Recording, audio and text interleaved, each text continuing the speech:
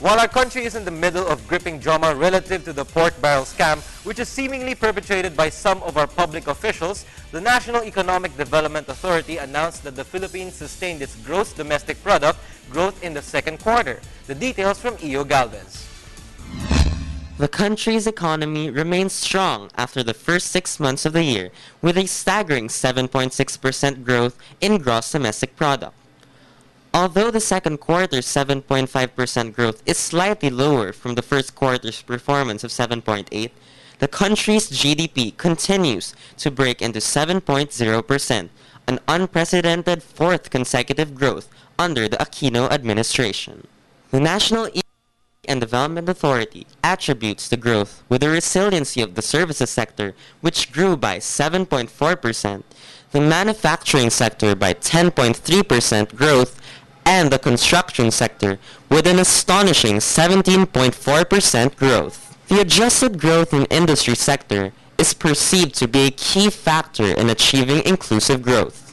With the rebound of the industry sector, we are optimistic that more stable, productive, and remunerative jobs, even for the less skilled, will be generated, which will address persistent unemployment and underemployment, and will lead to better quality of life. The construction sector continues to post high in 2013 as more office spaces for business process outsourcing companies are needed. With the construction of major infrastructure as well, Secretary Balitaan says programs under the Philippine Development Plan are slowly taking place. Overall, our economic performance in the second quarter of 2013 is that we are on track with our targets.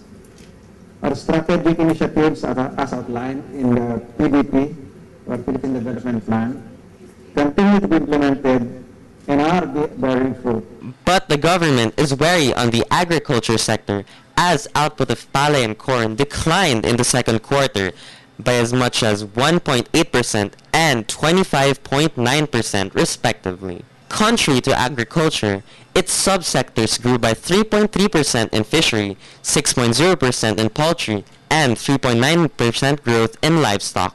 NEDA attributes the agriculture decline to extreme drought in northern Luzon and Cagayan province. The seasonal sector recorded some 624,000 losses in labor force as compared to the 542,000 jobs generated by the industry and service sectors.